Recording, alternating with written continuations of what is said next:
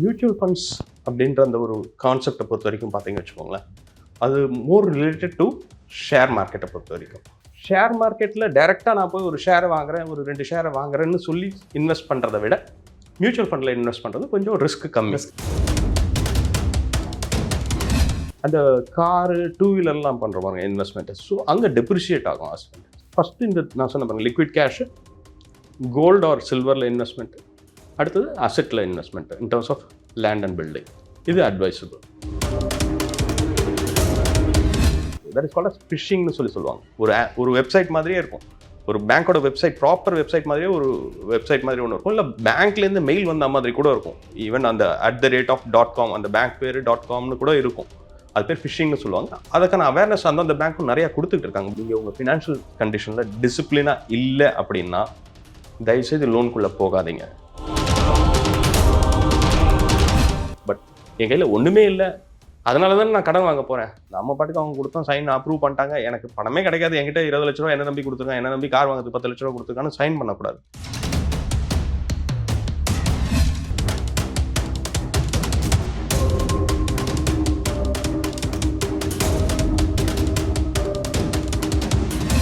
எல்லாருக்கும் வணக்கம். Yellow base தமிழுடைய இந்த நிகழ்ச்சி பிசினஸ் டைம். இந்த பிசினஸ் டைம்ல நம்ம யாரை பார்க்க போறோம்னா, இது கிராவிட்டி என்டர்டைன்மெண்ட் இன்கார்பரேஷன் யூஎஸோட CEO and founder Ratnakumar sir.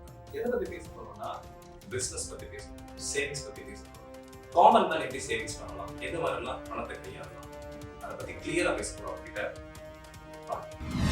வணக்கம் சார். வணக்கம். இன்னைக்கு இருக்கிற காலகட்டத்தில் சேவிங்ஸ் இன்வெஸ்ட்மெண்ட்ஸ் அப்படின்னு பார்த்தாலே, அதாவது ஏற்கனவே வந்து நல்லா வெல் செட்டிலாக இருக்க பர்சன்ஸ் ஆகட்டும், அண்ட் சேவிங்ஸ் நிறைய பண்ணியிருப்பாங்க, இல்லை ஏதாவது சோர்ஸ் வச்சு தான் அவங்க வந்து இன்வெஸ்ட்மெண்ட்ஸ் பண்ணி பிஸ்னஸ் பண்ணுவாங்க. சேவிங்ஸே அப்படி தான்ன்ற மாதிரி ஆயிடுச்சு இன்னைக்கு. ஸோ மிடில் கிளாஸ் அதுக்கு இருக்க மக்கள்லாம் பார்த்தீங்கன்னா சேவிங்ஸ் பண்ணவோ இன்வெஸ்ட்மெண்ட் பண்ணவோ இன்னைக்கு நிறைய கஷ்டமாக இருக்கு இல்லையா?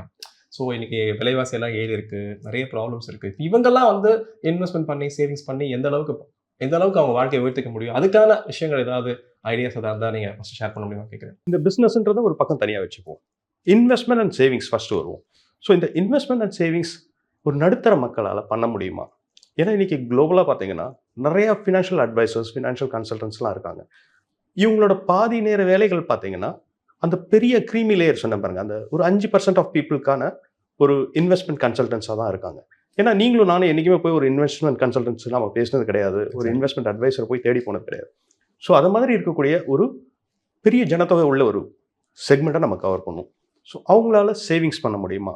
அந்த சேவிங்ஸை எப்படி அவங்க இன்வெஸ்ட் பண்ணி அவங்க பிஸ்னஸ் ஸ்டார்ட் பண்ண முடியும்? சேவிங்ஸ்ன்றது நம்ம நினைக்காத மாதிரி ஒரு பெரிய விஷயம்லாம் ஒன்றும் கிடையாது, எல்லாராலையும் பண்ண முடியும். ஒரு சின்ன குழந்தையிலேருந்து ஒரு சேவிங்ஸ்ன்றதை ஒரு ஸ்டார்ட் பண்ண முடியும். அந்த குழந்தையால் என்ன பண்ண முடியும்? மிஞ்சி போனால் ஒரு 5 ரூபாயிலேருந்து சேவிங்ஸ் ஸ்டார்ட் பண்ண முடியும். அது சின்ன வயசுலேருந்து கல்டிவேட் ஆச்சுன்னா, சேவிங்ஸ்ன்ற ஒரு ஹேபிட் கல்டிவேட் ஆச்சுன்னா ரொம்ப நல்லாயிருக்கும் ஃபியூச்சரை பொறுத்த வரைக்கும். அந்த சின்ன சின்ன சேவிங்ஸ் தான் ஒரு கண்ட்ரியை பில்ட் பண்ண முடியும். எடுத்த உடனே ஒரு 1000 கோடி சேவிங்ஸ் பண்ணணுன்ற டார்கெட் யாருக்கும் இருக்க போகிறது கிடையாது மிடில் செக்மெண்ட்டை பொறுத்த வரைக்கும். ஸோ ஒரு 1 லட்ச ரூபா சேவ் பண்ண முடியும், ஒரு 10,000 ரூபா சேவ் பண்ண முடியுமா அப்படின்னு தான் நம்ம எல்லாரும் பார்ப்போம். ஸோ அது வந்து நிச்சயமாக ஒரு சாத்தியமான ஒரு விஷயந்தான். பட் இந்த சேவிங்ஸோ இல்லை ஒரு இன்வெஸ்ட்மெண்ட்டோ அப்படி பார்க்கும்பொழுது நிறைய வகைகள் படும். ஒருத்தன் ஒரு ஃபண்டு வச்சுருக்காங்கன்னா அந்த ஃபண்டை எப்படி அவங்க வந்து மொபிலைஸ் பண்ணி அதை எப்படி இன்வெஸ்ட் பண்ணிக்கிறாங்க, இல்லை எப்படி சேவ் பண்ணுறாங்கன்ட்டு. இப்போ நம்ம அந்த காலத்துலலாம் பார்த்தோம்னா வீட்டில் வந்து பணத்தை தவிர ஒரு நகையும் வச்சுருப்பாங்க வீட்டில். நகையும் ஒரு விதமான ஒரு சேவிங்ஸ் தான். சின்ன சின்ன விஷயமாக நம்ம சேவ் பண்ண முடியும். இன்றைக்கி நிறைய ஆப்பர்ச்சுனிட்டிஸ் இருக்குது, சேவிங்ஸ்க்கான ஒரு ஆப்பர்ச்சுனிட்டிஸ் நிறையா இருக்குது, ஸ்பேசஸ். ஸோ இதை எப்படி நம்ம பண்ண போகிறோம், என்னென்ன விதமான இன்வெஸ்ட்மெண்ட் இல்லை சேவிங்ஸ்க்கான ஆப்பர்ச்சுனிட்டி நமக்கு இருக்குன்றதை நம்ம டீட்டெயில்டாக பார்க்கலாம். Okay sir. இப்போ சேவிங்ஸ் அப்படின்னு சொன்னாலே மிடில் கிளாஸ் கீழ்த்தட்டு மக்கள் ஆகட்டும், அவங்க என்ன பிளான் பண்ணுறாங்கன்னா, உண்டியலில் போடுறதுலேருந்து பேங்க்கில் போடுறது, சேவிங்ஸ் அக்கௌண்ட்ஸ், அப்புறம் பார்த்தீங்கன்னா போஸ்ட் ஆஃபீஸ் அக்கௌண்ட்டு, அதுக்கப்புறம் பார்த்தீங்கன்னா மியூச்சுவல் ஃபண்டு, அதுக்கப்புறம் ஷேர் மார்க்கெட் அப்படின்ற மாதிரி வருது. ஷேர் மார்க்கெட் மியூச்சுவல் எவ்வளோ பேர் இருக்காங்க தெரியல. பட் இந்த மாதிரி சேவிங்ஸ் இருக்கும் பொழுது இதில் எது வந்து எக்ஸாக்டாக வந்து ரொம்ப சேஃப்டியாக இருக்கும்னு நீங்கள் சொல்ல முடியும்? இப்போ தீபாவளி கூட பண்டு பிடிக்கிறாங்க, சீட்டு பிடிக்கிறாங்க, ஃபினான்ஸ் கம்பெனியில் போடுறாங்க. இது எல்லாமே ரிஸ்க் ஃபேக்டர் நிறைய இருக்குன்னு அவங்களுக்கு தெரியுது. இருந்தாலுமே ஏதோ ஒரு தேவைக்கு உதவுமே அப்படின்ற மாதிரி அவங்க பிளான் பண்ணுறாங்க இல்லையா? இதெல்லாம் வந்து இதில் எது நல்லா சேஃப்டியான ஒரு விஷயமா இருக்கும்னு நினைக்கிறீங்க? ஸோ இந்த இன்வெஸ்ட்மெண்ட் சேவிங்ஸ்ன்றதை பொறுத்த வரைக்கும் பார்த்தீங்கன்னா சின்ன விஷயத்துலேருந்து நம்ம ஸ்டார்ட் பண்ணணும். ஃபண்டை வந்து எப்படி நம்ம ஹேண்டில் பண்ணுறோம் அப்படின்றது ரொம்ப இம்பார்ட்டண்டான ஒரு விஷயம். காசு இப்போ ₹1 இருக்குது அப்படின்னா அந்த ₹1 நான் எப்படி பிரித்து இன்வெஸ்ட் பண்ண போகிறேன் அப்படின்றது ரொம்ப முக்கியமான ஒரு விஷயம். ஸோ லிக்விடாகவும் இருக்கணும், கேஷு அசெட்டாகவும் இருக்கணும். ஒரு சிலவங்க சொல்லுவாங்க எனக்கு ட்ரீம் பெருசாக இருக்குது, நான் பெருசாக வாங்கணும். எல்லாமே சாத்தியம், எதுவுமே முடியாதுன்றது கிடையாது. பட் அவங்கவுங்க தகுதிக்கு ஏற்ற மாதிரி அந்த இன்வெஸ்ட்மெண்ட்டோ இல்லை சேவிங்ஸோ பண்ணிட்டு வருவாங்க லைஃப்பில். இப்போ நம்ம சின்ன லெவலில் பார்க்குறோம் அப்படின்னும் போது அந்த ₹1 பற்றி சொல்லிட்டு இருந்தோம். அந்த ₹1 எப்படி நம்ம பிரித்து சேவ் பண்ணலாம் அப்படின்னா, லிக்விட் கேஷை நமக்கான செலவுகள், வீட்டுக்குன்னு ஒரு சில செலவுகள்லாம் இருக்கும். அந்த செலவு போக மீதி ஒரு பர்டிகுலர் பைசா மெஞ்சும் பாருங்கள், அதை நம்ம இன்வெஸ்ட் பண்ண ஸ்டார்ட் பண்ணணும். சின்ன லெவல்லேருந்து ஸ்டார்ட் பண்ணுங்கள். எதுவுமே பெருசாக பண்ணணும் அப்படின்றது கோலாக இருக்கலாம்.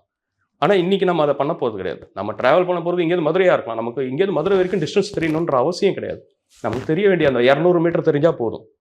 நம்ம அந்த நம்பிக்கையிலேயே நம்ம ட்ராவல் பண்ணிட்டு இருந்தோம்னா நம்ம டெஸ்டினேஷன் போய் நம்ம ரீச் பண்ணுவோம். ஸோ அது மாதிரி சேவிங்ஸும் வந்து எனக்கு ₹1 கோடி சேர்த்து வைக்கணும், எனக்கு ஒரு ₹1,00,000 சேர்த்து வைக்கணும், எனக்கு ஒரு பெரிய வீடு வாங்கணும் அப்படின்ற கற்பனையோ இல்லை அந்த ஆசைகளோ அந்த ட்ரீமோ கரெக்ட் தான். பட் அது எடுத்த உடனே மொத்தமாக நம்ம கையில் ₹10,00,000 ₹1 கோடி இருக்கான்னா இருக்காது. அது சின்ன சின்ன விஷயமா தான் ஸ்டார்ட் பண்ண முடியும். அப்படி ஸ்டார்ட் பண்ணும்பொழுது நம்ம ஃபண்டை ப்ராப்பராக டிசிப்ளினாக ஒரு வாரத்துக்கு நான் ஒரு ₹100 ஒதுக்கி வைப்பேன் அப்படின்னா அதை ஒரு டிசிப்ளினாக செய்யணும். இந்த சேவிங்ஸை பொறுத்த வரைக்கும் ரொம்ப இம்பார்ட்டண்டான ஒரு விஷயம் என்னென்னா, எது செஞ்சாலும் நம்ம டிசிப்ளினாக செய்யணும். நம்மளை ஏமாற்றிக்காமல் செய்ய வேண்டிய ஒரு விஷயம் அது. நிறைய பேர் என்ன சொல்லுவாங்கன்னா, இன்றைக்கி ஒரு ₹100 போட்டுட்டு வருவாங்க, ஒரு மாதம் ஆன உடனே டெய்லி ₹100 போட்டு வருவாங்க, ஒரு மாதம் ஆன உடனே ஒரு ₹3000 சேரும். அடுத்த ஒரு ஆரம்பத்தில் டெபிசிட் ஆச்சுன்னா இதுலேருந்து எடுத்துருவாங்க. அது செய்யாத. இப்போ நான் கூட பார்த்தீங்கன்னா சம்டைம்ஸ் வந்து ஒரு ₹100 போட்டே வச்சுங்களேன், திடீர்னு இதை செலவுனா எடுத்துப்போம், ₹100 எடுத்துப்போம், ஒரு ₹50 எடுத்துப்போம், இந்த மாதிரியும் அது இயல்பான ஒரு விஷயம். பட் அதை முடிஞ்ச வரைக்கும் எப்படி ஓவர் கம் பண்ணி வரதுன்றதை நம்ம பார்க்கணும். அப்போ என்ன பண்ணணும் அப்படின்னா, நம்மளோட செலவுகளையும் ஆடம்பர வாழ்க்கையும் கொஞ்சம் மினிமைஸ் பண்ணிக்க வேண்டியது இருக்கும். ஒரு 20 வருஷத்துக்கு முன்னாடி இருந்த விஷயங்கள் எது ஆடம்பரமாக இருந்துச்சோ இன்னைக்கு அதெல்லாம் அவசியமான தேவைகளாகிடுச்சு. ஆமாம். ஒரு டிவியாக இருக்கலாம், ஒரு ஃப்ரிட்ஜாக இருக்கலாம், ஒரு வாஷிங் மிஷினாக இருக்கலாம், ஒரு காராக இருக்கலாம், ஒரு 2 வீலராக இருக்கலாம். இதெல்லாம் ஒரு 20-25 வருஷத்துக்கு முன்னாடி ஒரு ஆடம்பரமான தேவைகளாக இருந்துச்சு. ஆனால் இன்னைக்கு அதெல்லாம் இல்லாமல் ஒரு வீடு இருக்கிறதுக்கு வாய்ப்பு கம்மி. ஸோ அதனால் அன்னைக்கு எது ஆடம்பரம்னு வந்து இன்னைக்கு தேவைகளாக மாறினதுனால இன்னைக்கு நாமளும் அந்த அளவுக்கு ஃபேமிலியும் வளர்த்துட்டோம். தேவையோ தேவையில்லையோ என் குடும்பத்துக்குன்னு ஒரு ₹30,000 செலவு இருக்குது, இல்லை ₹20,000 செலவு இருக்குன்னு ஆயிடுச்சு. ஸோ அதை ஓவர் கம் பண்ணி வர அளவுக்கு நமக்கு செலவுகள் இருக்கிறதுனால நம்ம ஏர்னிங்கும் அதுக்கேற்ற மாதிரி இருக்குது. இதுக்கு இடையில நம்ம சேவிங்ஸ் பண்ண வேண்டியது நம்மளோட மஸ்டான ஒரு விஷயமா இருக்குது. ஏன்னா சேவிங்ஸ்ன்றது இன்னைக்கு தேவைக்காக நம்ம பண்ணலை, எதுவுமே ஃப்யூச்சருக்கு தேவைக்கான விஷயங்களுக்காக நம்ம சேவிங்ஸ் பண்ணிட்டு வரோம். இப்போது மியூச்சுவல் ஃபண்டுன்னு வரும்பொழுது நிறைய மிடில் கிளாஸ் பீப்புள் ஆகட்டும், கீழ்த்தட்டு மக்கள் நிறைய யோசிக்கிறாங்க. அதுக்கான படிப்பணி சரியா இல்லாத மாதிரி இருக்குது, அவங்கள அதை எடுத்துக்க மாட்டுறாங்க. ஸோ அப்போ அந்த மியூச்சுவல் ஃபண்ட் வரும்பொழுது அது எந்த அளவுக்கு சேஃப்டியாக இருக்கும்னு நினைக்கிறீங்க? மியூச்சுவல் ஃபண்ட் எப்படி நம்ம சேஃப்டியாக நம்ம அதை ஸ்டார்ட் பண்ணலாம்? மியூச்சுவல் ஃபண்ட்ஸ் அப்படின்ற அந்த ஒரு கான்செப்டை பொறுத்த வரைக்கும் பார்த்தீங்கன்னு வச்சுக்கோங்களேன், அது மோர் ரிலேட்டட் டு ஷேர் மார்க்கெட்டை பொறுத்த வரைக்கும். அது ஷேர் மார்க்கெட்டோட தான் லிங்க் ஆகிருக்கு மியூச்சுவல் ஃபண்ட்ஸ்லாம். ஸோ ஷேர் மார்க்கெட்டோட பெர்ஃபார்மன்ஸை பொறுத்து தான் மியூச்சுவல் ஃபண்டோட இன்க்ரிமெண்டல் அண்ட் டிக்ரிமெண்டல்ஸ் இருக்கும். நமக்கு அதோட ரிஸ்க் ஃபேக்டரும் அதுக்கேற்ற மாதிரி தான் இருக்குது. There are lot of big branch இன்றைக்கி வந்து ப்ராப்பராக இருக்குது. பட் அதுக்கு கொஞ்சம் டைம் ஸ்பெண்ட் பண்ணி, யார் எந்த மியூச்சுவல் ஃபண்டில் இன்வெஸ்ட் பண்ணாங்களோ அவங்க டைம் ஸ்பெண்ட் பண்ணி நல்ல கன்சல்டன்ட் கிட்ட கன்சல்ட் பண்ணி பண்ணுறது தான் அட்வைசபிளாக இருக்கும். பட் ரிஸ்க் ஃபேக்டர் இருக்குது. பட் ஷேர் மார்க்கெட்டில் டைரெக்டாக நான் போய் ஒரு ஷேரை வாங்குறேன், ஒரு 2 ஷேரை வாங்குறேன்னு சொல்லி இன்வெஸ்ட் பண்ணுறதை விட மியூச்சுவல் ஃபண்டில் இன்வெஸ்ட் பண்ணுறது கொஞ்சம் ரிஸ்க் கம்மி. பர்சன்டேஜ் ஆஃப் ரிஸ்கோட வெயிட் கம்மியாக இருக்கும். பட் அங்கேயும் ரிஸ்க் இருக்குது. ஸோ ஃபஸ்ட்டு நீங்கள் உங்கள் கிட்டேருந்து ஸ்டார்ட் பண்ணுங்கள். உங்கள் ஃபண்டை எப்படி அலோகேட் பண்ணணும் அப்படின்னா, என் கையில் லிக்விடாக கேஷ் இருக்கணும், என் கையில் கோல்டாவோ சில்வராகவோ கொஞ்சம் கொஞ்சம் இருக்கணும். அடுத்தது ஒரு அசெட் கிரியேட் பண்ணணும். இந்த அசெட் கிரியேஷன்லேயும் 2 விதம் இருக்குது. ஒன்று ஃபிக்ஸட் அசெட்டில் அப்ரிசியேஷன் அசெட்ஸும் இருக்குது, டெப்ரிசியேஷன் அசெட்ஸும் இருக்குது. இப்போ நம்ம ஒரு வீடு வாங்குகிறோம், ஒரு நிலம் வாங்குறோம்னா அதோட விலைகள் ஏறுன்ற ஒரு எதிர்பார்ப்பு இருக்குது. கணிசமாக ஏறிக்கிட்டு தான் வந்துட்டுருக்கு. இவ்வளோ வருஷமாக வந்து ஏறிக்கிட்டு தான் வந்துக்கிட்டு இருக்கு. ஒரு சில வாலடைல் கண்டிஷன்ஸில் அது இறங்கக்கூடிய பாசிபிலிட்டி இருக்குது. பட் ஓவராலாக சேஃபான ஹேண்டாக investment on land and building இருக்குது. அந்த காரு 2 வீலர்லாம் பண்ணுற பாருங்க இன்வெஸ்ட்மெண்ட்டு. ஸோ அங்கே டெப்ரிஷியேட் ஆகும் ஹஸ்பண்ட். ஸோ அதை பற்றி நம்ம லாஸ்ட்டாக தான் இன்வெஸ்ட்மெண்ட்டை பொறுத்த வரைக்கும் வச்சுக்கணுமா தவிர, ஃபஸ்ட்டு இந்த நான் சொன்ன பாருங்க லிக்விட் கேஷு, கோல்டு ஆர் சில்வரில் இன்வெஸ்ட்மெண்ட்டு, அடுத்தது அசெட்டில் investment in terms of land and building.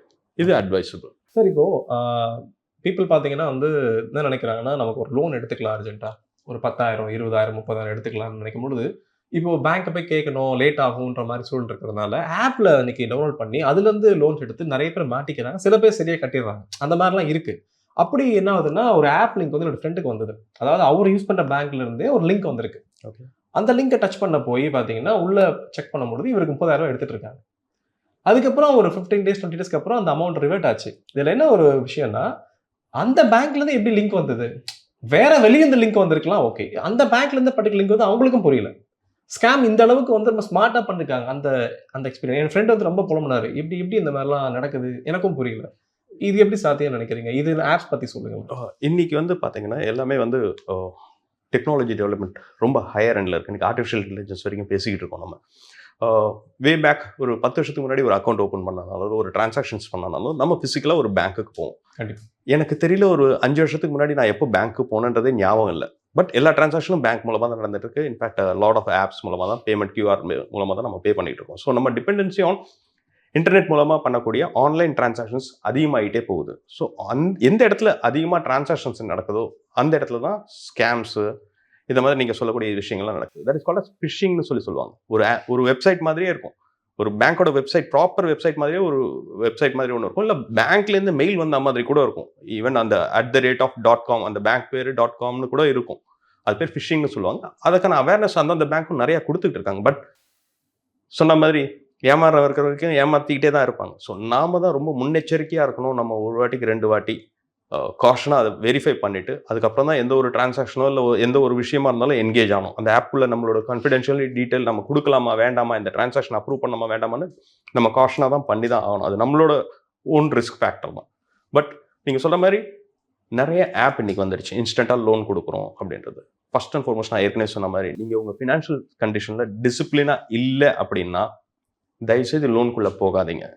உங்களுக்கு ஒரு 1000 ரூபாய் இல்லை 10,000 ரூபாய் லோன் வேணும்னா உங்களுக்கு இந்த பக்கம் ஒரு 8,000 ரூபாய் கையில் அடைக்கக்கூடிய அளவுக்கு கெப்பாசிட்டி குறைஞ்சது ஒரு 8,000 ரூபாயாவது நான் அடைக்க என்னால் முடியும். இன்னைக்கு அந்த லோனை நாளைக்கு காலையில் நான் கட்ட முடியல டியூ டேட்டில் அப்படின்னா என் கையில் ஏதோ ஒரு ரிசர்வாக நான் வச்சிருக்கிறேன். ஒரு நகையாவோ இருக்கலாம், ஒரு வீட்டில் கொடுத்து ஒய்ஃப் கிட்ட கொடுத்து வச்சுக்கலாம், இல்லை அம்மா கையில் கொடுத்து வச்சுக்கலாம். ஒரு ஃபண்ட் இருக்குது, 8,000 ரூபாய் இருக்குது. இருந்தாலும் ஏதோ ஒரு அவசரத்துக்கு நான் 10,000 ரூபாய் வாங்கினேன் அப்படின்ற அந்த ஒரு கணக்கில் இருக்கலாம். பட் என் கையில் ஒன்றுமே இல்லை, அதனால தானே நான் கடன் வாங்க போகிறேன் அப்படின்னா ஒன்றுமே இல்லைன்னா தயவுசெய்து உங்களோட லைஃப் ஸ்டைலை ஒரு படி கம்மி பண்ணுங்கள். நீங்கள் அடுத்தவங்களுக்காக வாழாதீங்க, உங்களுக்காக நீங்கள் வாழுங்க. நாளைக்கு யாரும் வந்து நமக்காக ஆன்சர் பண்ண போகிறது கிடையாது. ஃபினான்ஷியலாக நம்ம ப்ராப்ளமில் வந்த அப்புறம் நம்ம நம்பரை கூட அவங்க பிளாக் பண்ணிட்டு போயிட்டே இருப்பாங்க. அது ஃப்ரெண்ட்ஸாக இருக்கலாம், ஃபேமிலி சர்க்கிளாக இருக்கலாம், யாராக வேணாலும் இருக்கலாம், கலீக்ஸாக கூட இருக்கலாம். அதனால் என்னோட சின்சியர் அட்வைஸ், ஒரு பக்கம் எந்த அளவுக்கு நம்ம லோன் வச்சுருக்கோமோ அதுக்கு அட்லீஸ்ட் ஒரு 70 to 80% என் கையில் ரிசர்வாக ஒன்று வச்சுருக்கேன், எது பிரச்சனை வந்தாலும் அது தாங்கும் அப்படின்ற மாதிரி இருந்தால் மட்டுமே என்கேஜ் ஆகுங்க. அப்படி இல்லை என் கையில் 0 தான் இருக்குது அப்படின்னா தயவுசெய்து உங்கள் வாழ்க்கையின் தரத்தை கொஞ்சம் கம்மி பண்ணி கொஞ்ச நாள் ஒரு 6 மாதம் 1 வருஷம் கொஞ்சம் பல்ல கடிச்சிட்டு இருந்தீங்கன்னா உங்களுக்கு வரக்கூடிய வருமானத்திலேயே அது கொஞ்சம் பேலன்ஸ் பண்ணக்கூடிய அளவுக்கு வரும். அதுக்கப்புறம் நீங்கள் ஒரு படி ஏறி போகிற அளவுக்கு தான் இருக்கும். ஒரு சில எமர்ஜென்சி சுச்சுவேஷன்ஸ் இருக்குது, மெடிக்கல் எமர்ஜென்சிஸ் அது மாதிரிலாம். அது மாதிரி டைம் வரும்பொழுது there are lot of medical insurance அவைலபிளாக இருக்குது.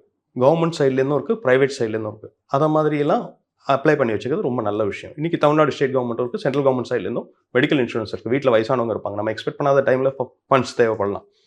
அந்த மாதிரி நேரத்துக்கான ஒரு சிச்சுவேஷனுக்கான ஒரு சொல்யூஷனும் அவைலபிளாக இருக்குது. இதெல்லாம் எக்ஸ்ப்ளோர் பண்ணி பாருங்கள். இதெல்லாம் மீறி எனக்கு தேவை ஃபண்டு அப்படின்னா மைண்டில் பேக் எண்டில் வச்சுட்டு ஐ சேஃப், நான் சேஃபாக தான் இருக்கேன், இந்த ஃபண்டு என்னால் கட்ட முடியும், என் தகுதிக்குள்ளே தான் இருக்குது அப்படின்னு நினச்சா மட்டுமே என்கேஜ் ஆகுங்க. தெரியாத ஆப் எதுவும் இன்ஸ்டால் பண்ணாதீங்க ஃபர்ஸ்ட் அண்ட் ஃபார்மோஸ்ட். இன்னொன்று என்னென்னா, நம்ம இன்னும் சேவிங்ஸை பொறுத்த வரைக்கும் க்ரீடினஸ் இருக்கக்கூடாது. எனக்கு இங்கே 6% தரான், இன்னொரு இடத்துல 16% தரான், நான் போய் அங்கே போய் பணத்தை போடுறேன். நிறையா ஏமாந்த கேசஸ்லாம் பார்த்தீங்கன்னா எனக்கு இங்கே அதிகமாக பணம் கிடைக்கிறது ரிட்டர்னில் அப்படின்னு சொல்லி இன்வெஸ்ட் பண்ணி ஏமாந்தவங்க தான். எங்கே அதிகமாக கிடைக்கிறதோ அது சாத்தியக்கூறு இல்லை. ஏன்னா எந்த ஒரு பிஸ்னஸில் நம்ம பணம் போட்டாலும் அதில் நம்ம கிடைக்கக்கூடிய லாபமே இன்றைக்கி சேலரி, ரெண்ட்டு, எலக்ட்ரிசிட்டி எல்லாம் போக 10 to 12% தான் ஒரு பிஸ்னஸில் அதிகபட்சமாக லாபம் இருக்கக்கூடிய விஷயம். அந்த லாபத்தை இன்னொருத்தவங்களுக்கு இன்வெஸ்ட் பண்ணாங்கன்றதுக்காக கொடுக்கறதுக்கு வாய்ப்பு எந்த கம்பெனியாலையும் முடியாது. அப்படி சொல்கிறாங்கன்னா அது நேர்மையான வழியில் வந்த பணங்களாக இருக்காது, வேறு எங்கேயாவது மாட்டிக்குவாங்க. ஸோ அந்த மாதிரி விஷயங்கள்லாம் என்கேஜ் ஆகாமல் ப்ராப்பராக பேங்க்ஸோ இல்லை போஸ்ட் ஆஃபீஸோ, லாட் ஆஃப் சேவிங் ஸ்கீம்ஸ் இருக்குது. போஸ்ட் ஆஃபீஸில் எல்ஐசியில் இன்வெஸ்ட் பண்ணலாம், இன்சூரன்ஸ் எனி ஃபார்ம் ஆஃப் இன்சூரன்ஸில் இன்வெஸ்ட் பண்ணலாம். ஸோ இது மாதிரி ப்ராப்பராக இன்வெஸ்ட் பண்ணி சேஃபாக வச்சுக்கோங்க உங்கள் ஃபண்டை. ஏன்னா ஒவ்வொரு ரூபாயும் நம்ம வந்து கஷ்டப்பட்டு சம்பாதிக்கக்கூடிய பணம் தான். ஸோ அது ப்ராப்பராக இன்வெஸ்ட் பண்ண வேண்டியது நம்மளோட ரெஸ்பான்சிபிலிட்டி. நம்ம ஏமாத்திட்டு அடுத்தவங்க ஏமாற்றிட்டாங்கன்னு சொல்லக்கூடாது. சரி, இப்போ மிடில் கிளாஸ் அப்புறம் வந்து அது கீழ்த்தட்ட மக்கள் யாராக இருந்தாலுமே ஒரு பொருள் வாங்கணும் அப்படின்னா அந்த நேரம் நம்ம காசு முழுசாக இருக்காது. ஒரு 50,000 மதிப்புள்ள ஒரு டிவி வாங்குறோம் அப்படின்னா நம்மகிட்ட காசு இருக்காது. அப்போ என்ன பண்ணலாம், நமக்கு வந்து கிரெடிட் கார்டுலையோ இதுலையோ நம்ம வந்து பர்ச்சேஸ் பண்ணிக்கலாம் அப்படின்னு போகிறாங்க. அந்த இஎம்ஐ ஆப்ஷன் கூட பார்த்தீங்கன்னா பல பிரச்சனைகள் இருக்குது. இப்போ நான் கூட ஒரு ஏசி வாங்கினேன்னு வச்சுக்கோங்களேன், அந்த ஏசி வந்து நம்ம கட்டி முடிக்கும்போது பார்த்தீங்கன்னா அதிகமாக கட்டியிருப்போம். இல்லை எக்ஸ்ட்ரா ஆடட் சொல்லிட்டு ஏதோ ஒரு பாயிண்ட் ஆட் பண்ணி அது ஒரு அமௌண்ட் தனியாக வரும். இது முடிச்ச பிறகு பார்த்தீங்கன்னா, அந்த எந்த ஃபினான்ஸ் கம்பெனியில் எடுக்கிறோமோ அந்த கம்பெனியில் போகும்பொழுது இஎம்ஐ ஃபுல்லா முடிச்சா கூட என்ன பண்றாங்கன்னா, அது பவுன்ஸ் அது இது நெறைய விஷயங்கள் கூட எக்ஸ்ட்ரா ஒரு பெர்சன்டேஜ் ஆட் பண்ணி, அது ஒரு தனியா ஒரு அமௌண்ட் 50,000 நிக்குது. இப்ப இஎம்ஐல எவ்வளோ ரிஸ்க் இருக்கு? இஎம்ஐ எடுக்கும்போது எவ்வளோ ரிஸ்க் இருக்கு? அத பத்தி கொஞ்சம் சொல்ல முடியுமா சார்? ஓகே. ஆக்சுவலாக வந்து இன்ஸ்டால்மெண்ட் ஒரு இஎம்ஐ ஆப்ஷன்றது ரொம்ப நல்ல ஒரு விஷயம். நிறைய பேர் இன்னைக்கு வீடு, காரு ஒரு அளவுக்கு அவங்களோட சொசைட்டலில் வந்து அவங்களோட ஸ்டேட்டஸ் இன்க்ரீஸ் ஆகிருக்குன்னா அதுக்கு முழு காரணமும் இது மாதிரி banks and private institutions EMI option கொடுத்ததுனால தான் நிறைய பேர் அவங்களோட ட்ரீமை ஃபுல்ஃபில் பண்ணிக்க முடிஞ்சது. அதே சமயத்தில் அதில் தேவையான அளவுக்கு ரிஸ்க்கும் இருக்குது. அது என்னென்னு பார்த்தீங்கன்னா, நம்ம டேர்ம்ஸ் அண்ட் கண்டிஷன்ஸ் நம்ம படித்து புரிஞ்சிக்கிறது இல்லை. நமக்கு கிடச்சிடுச்சு அப்படின்ற அந்த அவசரத்தில் சைன் பண்ணுறோம். அவங்க 40 பேஜ் 50 பேஜ் கொடுக்குறாங்க. ஹோம் லோன்லாம் பொறுத்த வரைக்கும், கார் லோன்லாம் பொறுத்த வரைக்கும் 30 பேஜ் கெப்பாசிட்டி இருக்கு. மாசம் ₹5 கட்ட முடியும், ₹10 கட்ட முடியும் அப்படின்றது ஒரு இதில் எடுத்துடுறோம். நம்ம சைன் பண்ணிடுறோம். பட் நமக்கு எக்ஸ்பிளைன் பண்ண வேண்டியது அந்த சேல்ஸ் ரெப்ரசன்டேட்டிவோட கடமை. அதை கேட்க வேண்டியது நம்மளோட கடமை. ஸோ நாம் என்ன பண்ணணும்னா, ஒரு கட்ட போகிறோம்ல, 1 வருஷம் கட்ட போகிறோம், இல்லை 5 வருஷம் கட்ட போகிறோம். ஹோம் லோன்லாம் 20 வருஷம் கட்ட போகிறோம். அதுக்காக ஒரு 5 நிமிஷம் ஸ்பெண்ட் பண்ண முடியாதா நம்மளால்? ஸ்பெண்ட் பண்ணி இது என்ன லோன், இது எனக்கு ப்ரீக்ளோஷர் பண்ண எனக்கு ஏதாவது சார்ஜஸ் இருக்கா, என்னோட பேமெண்ட் 1 மாதம் டிஃபால்ட் ஆச்சுன்னா ஏதாவது பெனால்ட்டி இருக்கா, அது மாதிரி கேட்க வேண்டியது நம்மளோட ரெஸ்பான்சிபிலிட்டி. நம்ம பாட்டுக்கு அவங்க கொடுத்தோம், சைன் அப்ரூவ் பண்ணிட்டாங்க, எனக்கு பணமே கிடைக்காது, என்கிட்ட 20 லட்ச ரூபா என்ன நம்பி கொடுத்துருக்காங்க, என்ன நம்பி கார் வாங்குறதுக்கு 10 லட்ச ரூபா கொடுத்துருக்கான்னு சைன் பண்ணக்கூடாது. 1 நிமிஷம் பாஸ் பண்ணிவிட்டு என்ன டவுட்ஸ் இருக்கோ அதை கேளுங்க. தப்பு கிடையாது. அந்த டவுட்ஸை கிளாரிஃபை பண்ண வேண்டியது அந்த எம்ப்ளாயியோட வேலை. அதுக்கு தான் அவர் அங்கே இருக்கார். ஸோ அவர்கிட்ட எல்லாத்தையும் கேட்டு தெரிஞ்சுக்கிட்டு வேறு ஏதாவது ஆட் ஆன்ஸ் இருக்கா. இப்போ ஹோம் லோன்லாம் எடுத்தீங்க, கார் லோன்லாம் எடுத்தீங்கன்னா இன்சூரன்ஸும் ஆட் பண்ணுவாங்க. அது கூட ஈவன் நீங்கள் சொன்னீங்க பாருங்க, ஒரு எக்ஸாம்பிள் ஏசின்ட்டு, அதில் ஏசியில் கூட இன்சூரன்ஸ் ஆட் பண்ணுவாங்க. சார் 2 இயர்ஸ் இன்சூரன்ஸ் போட்டுக்கிறேன்ட்டு நம்ம ஏசியோட வேலை 50,000 இன்சூரன்ஸ்னு ஒரு 1000 2000 போட்டிருப்பாங்க. ஸோ அதெல்லாமும் நம்ம கேட்கலாம். நம்ம ஆப்ஷன் வேண்டாம்னு சொல்கிற ரைட்ஸும் நமக்கு இருக்குது. எனக்கு இன்சூரன்ஸ் வேண்டாம், ஹோம் லோன்லையோ இல்லை கார் லோன்லையோ எனக்கு நீங்கள் அட்டாச் பண்ணாதீங்க, நானாக என்னோட இன்சூரன்ஸ் செலக்ட் பண்ணிக்கிறேன். எனக்கு ஒரு 10 ஆப்ஷன் இருக்கலாம் வெளியே, அவங்களா ஃபோர்ஸ் பண்ணி எங்கள் இன்சூரன்ஸ் தான் எடுக்கணும்னு சொல்லுவாங்க. அது வேணும் வேண்டான்றது நம்ம கையில் தான் இருக்குது. கண்டிப்பாக. ஸோ வேண்டான்னு சொல்லக்கூடிய ரைட்ஸ் இருக்கும்போது நீங்கள் எக்ஸிக்யூட் பண்ணுங்கள் அந்த ரைட்டை. எனக்கு வேண்டாம், நான் வேறு இடத்துல எடுத்துக்கிறேன், எனக்கு இன்னொரு 10 ரூபா கம்மியாக எனக்கு வேறு இடத்துல கிடைக்காது. ஏன்னா எல்லா பணமும் நம்ம கஷ்டப்பட்டு சம்பாதிச்ச பணம். So we have all rights to tell them no for that kind of added features. EMI அப்படின்னு வரும்பொழுது ஒரு 10 to 20 இயர்ஸ்க்கு முன்னாடி பார்த்தீங்கன்னா அது வந்து இன்ட்ரெஸ்ட் அதிகமாக இருக்கும் அப்படின்ற மாதிரி ஒரு விஷயம் தெரிஞ்சது. இப்போ பார்த்தீங்கன்னா இல்லை எக்ஸாக்ட் அமௌண்ட் தான் வாங்குறோம், சம் பர்சன்டேஜ் ஆஃப் தான் வாங்குறோன்ற மாதிரி சொல்கிறாங்க. அதை பற்றி கொஞ்சம் கிளாரிட்டி கொடுக்கலாம். உண்மைதான். அது ஆக்சுவலாக முன்னாடி பார்த்தீங்கன்னா ஒரு 20 வருஷத்துக்கு முன்னாடி somewhere around 12 to 13% interest rate கொடுத்துருந்தாங்க. போஸ்ட் ஆஃபீஸ்லேயே வந்து பார்த்தீங்கன்னா 5 வருஷத்தில் 10,000 ரூபா போட்டோன்னா 5 வருஷத்தில் 2 மடங்கு ஆகிடும். போஸ்ட் ஆஃபீஸ் சேஃபான விஷயம் நான் சொல்கிறேன். பேங்க்ஸ் அண்ட் போஸ்ட் ஆஃபீஸில் 10,000 ரூபா போட்டால் 20,000 ரூபா நமக்கு கிடைக்கும் 5 வருஷத்தில். இன்றைக்கி 5 வருஷத்தில் கிடைக்காது. இன்ட்ரெஸ்ட் ரேட் 7% to 8% ஏதோ வாலடைலாக இருக்குது. ஸோ அந்த பர்சன்டேஜ் தான் நமக்கு கிடைக்கும். So money will takes somewhere around 8 to 9 years to get that double. அதனால் இன்ட்ரெஸ்ட் ரேட் கம்மி ஆகியிருக்கு. இப்போ முன்னாடி இருந்தது அதிகமாக இருந்தது. அதனால் இப்போ நம்ம அதே அவங்க நமக்கு எப்படி நம்ம காசை வச்சு அவங்க இன்ட்ரெஸ்ட் நமக்கு பே பண்ண போகிறாங்களோ, நம்ம ஃபண்டை அவங்க மொபிலைஸ் பண்ணோம்ல, பேங்க்கோ போஸ்ட் ஆஃபீஸோ வேறு ஏதோ ஒரு இடத்த யூஸ் பண்ணால் தானே அந்த பணத்தை சுற்றினா தானே. ஸோ அதே அளவுக்கு அவங்க முன்னாடி மாதிரி சார்ஜ் பண்ணுவாங்க. முன்னாடிலாம் வந்து ஹோம் லோனோ இல்லை கார் லோனோ ரொம்ப அதிகமான இன்ட்ரெஸ்ட்டில் இருந்தது. இன்றைக்கி அந்த அளவுக்குலாம் இன்ட்ரெஸ்ட் இல்லை. You can easily get that ton provided உங்களுக்கு அதுக்கு ஏன்னா ரீபேமெண்ட் கெப்பாசிட்டி இருந்து உங்களோட ரெக்கார்ட்ஸ்லாம் கிளியராக இருக்குது, டிசிப்ளினாக இருக்குது, சிவில் ஸ்கோர் அடிஷ்னலாக என்னென்னலாம் ஸ்கோர்ஸ் அவங்க வேலிடேட் பண்ணுறாங்க. இன்றைக்கி நிறையா ப்ரைவேட் இன்ஸ்டியூஷன்ஸ் வந்துச்சு நம்மளை ஸ்கோர் பண்ணுற அளவுக்கு. ஸோ அதில் கரெக்டாக இருந்தோம் அப்படின்ற பட்சத்தில் நமக்கு லோன் கிடைக்கிறதுக்கான வாய்ப்புகள் இருக்குது. பட் எது கிடைச்சாலும் நமக்கு திருப்பி கட்டக்கூடிய அளவுக்கு கெப்பாசிட்டி இருக்கா அப்படின்றத நம்ம பார்த்துக்கணும். அதுக்கு முன்னாடி நம்ம செய்ய வேண்டிய எக்ஸசைஸ் என்னென்னு பார்த்தீங்கன்னா, நம்ம ப்ராப்பராக இருக்கோமா, சேவிங்ஸ்ன்ற மென்டாலிட்டி நமக்கு இருக்கா, நமக்கு இது தேவையா தேவையில்லையா அப்படின்றத நம்ம டிஃபைன் பண்ணிட்டு தான் நம்ம அதை என்கேஜ் பண்ணணும் டிரான்சாக்ஷனில். ஸோ இஎம்ஐ ஆப்ஷன்ஸ் அப்படின்னு நீங்கள் நிறைய எடுத்துகிட்டு இருக்காங்க சொன்னோம் இல்லையா? இப்போ நம்ம அதை பற்றியில் பேசணும்.